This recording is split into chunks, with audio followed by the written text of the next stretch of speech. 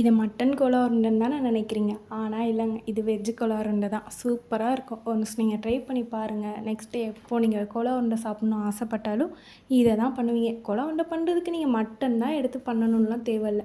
இதே பண்ணிடலாம்.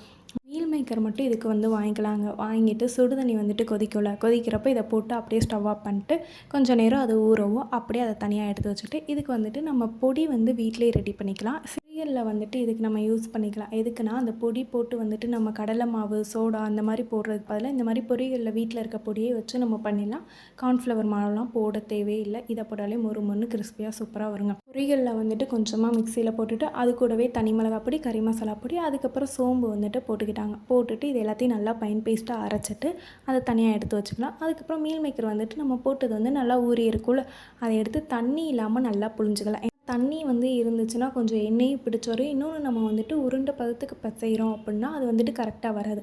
ஸோ அதுக்காண்டி தண்ணியை நல்லா பிழிஞ்சு எடுத்துகிட்டு அதை அப்படியே மிக்சியில் போட்டு அரைச்சி வச்சுட்டு அதை இன்னொரு பாத்திரத்துக்கு மாற்றிட்டு அதோட வெங்காயமும், கருவேப்பிலை, கொத்தமல்லி, அதுக்கப்புறம் கொஞ்சோண்டு வெள்ளைப்பூடு, அப்படியே 2 பச்சை மிளகாய் போட்டுட்டு நம்ம அரைச்சி வச்சிருப்போம்ல பொரியல்ல பொடி, அதையும் இதில் போட்டுட்டு அவ்வளோதாங்க முடிஞ்சுச்சு. நெக்ஸ்ட்டு நீங்கள் சிக்கன் கோலா உருண்டை, மட்டன் கோலா உருண்டை சாப்பிட முடியல இப்படிலாம் நினைக்காதீங்க. வெஜ்ஜிலே சூப்பராக பண்ணிடுங்க. அப்படியே ரியல் அந்த டேஸ்ட்டு தாங்க இருக்கும். இனிமேல் கோலா உருண்டை வேணும் அப்படின்னு சொல்லிட்டு வெளியவும் போயெல்லாம் வாங்கி சாப்பிடாதீங்க. வீட்டிலேயே இந்த மாதிரி பண்ணிடுங்க. சிம்பிளாக வேலை முடிஞ்சிருங்க. பிடிச்சிருந்தா மறக்காமல் லைக் பண்ணிவிட்டு சப்ஸ்கிரைப் பண்ணிடுங்க. பாய்.